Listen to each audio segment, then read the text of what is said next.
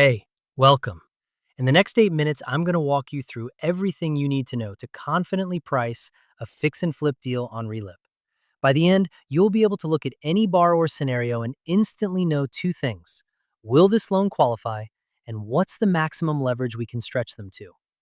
Fix and flip is, as the name suggests, a short-term loan for an investor who's buying a property, putting work into it, and selling it within 12 months. That's the use case. If your borrower wants to hold the property long-term, that's a term loan. If they're building from the ground up with no existing structure, that's ground up. If there's no rehab at all and they just need a fast bridge, that's bridge. Anything in between, buy, fix, sell, lives here. Let's start with the property side because this is the fastest way to disqualify a deal.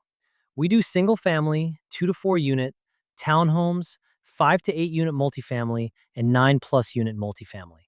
That covers the vast majority of broker scenarios.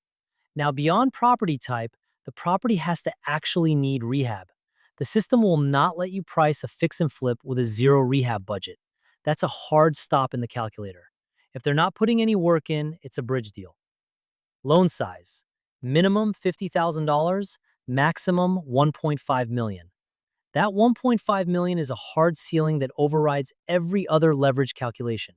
So even if a borrower's deal mathematically supports more, the system will cap it there. Almost every other rule in fix and flip is gated by experience, so let's slow down here. When you fill out the experience field, you're choosing how many flips your borrower has completed: 0, 1 through 9, or 10 plus. Internally, the system maps that into one of 5 tiers. Tier 1 is 0 completed flips. Tier 2 is 1 or 2. Tier 3 is 3 or 4. Tier 4 is 5 through 9. And Tier 5 is 10 or more. Now here's why that matters. 3 things are gated by tier. First, what kind of rehab they're allowed to do.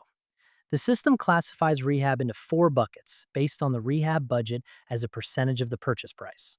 25% or less is light, up to 50% is moderate, up to 100% is heavy, above that is extensive. Tier 1 borrowers, first-timers, can only do light or moderate rehab. Tier 2 unlocks heavy. Only Tier 3 and up can do extensive.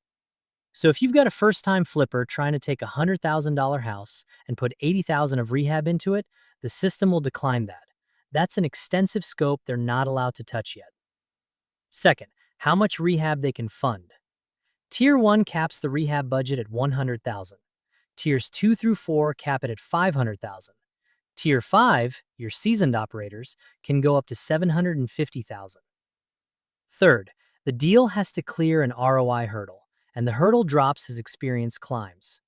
A Tier 1 deal needs roughly 30% net return on cash. Tier 2 needs around 20%. Tier 3 drops to 10%, unless they're doing an extensive rehab, which bumps it back up. Tier 4 and 5 with light scopes have essentially no ROI floor. The system trusts they know what they're doing. The takeaway?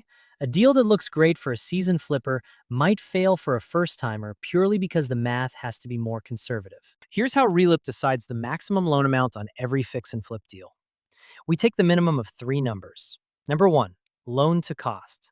That's the borrower's adjusted max LTC times the total project cost, purchase plus rehab. The max LTC depends on tier and credit. The richest possible structure is 90% LTC, but that requires a Tier 3 borrower, a credit score of 700 or higher, and a light or moderate rehab. That's the sweet spot to remember. Number 2, ARV cap.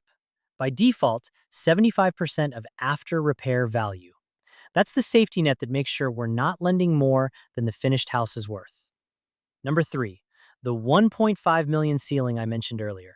Whichever of those 3 is smallest wins.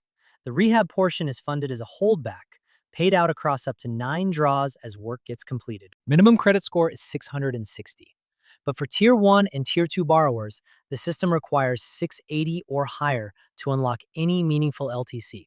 So if you've got a first-timer with a 665 score, they may technically meet the program floor, but get a very thin loan offer.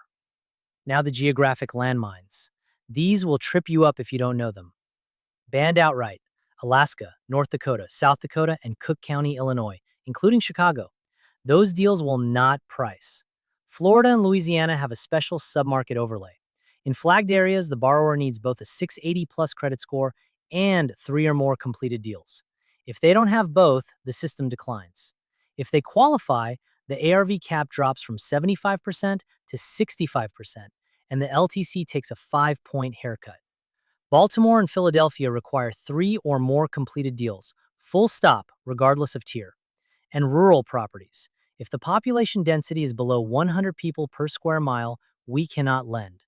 The system pulls that automatically from the address. 12-month term, interest only, up to 9 rehab draws as work completes.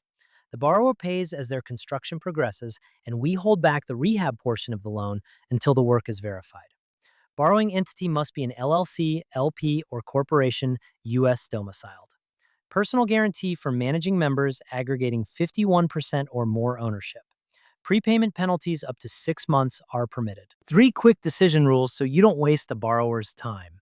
No rehab planned? That's a bridge loan. Don't force it into fix and flip. Vacant lot or tearing down to studs and rebuilding from scratch? That's ground up construction.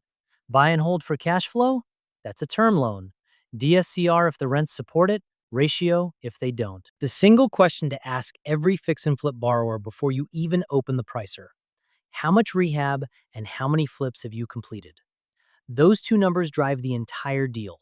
Property type confirms eligibility, credit unlocks the LTC tier, and the ARV versus cost math decides whether the deal pencils. Get those facts up front, and you'll price faster and lose fewer deals to surprises at underwriting. That's Fix and Flip. See you in the next program.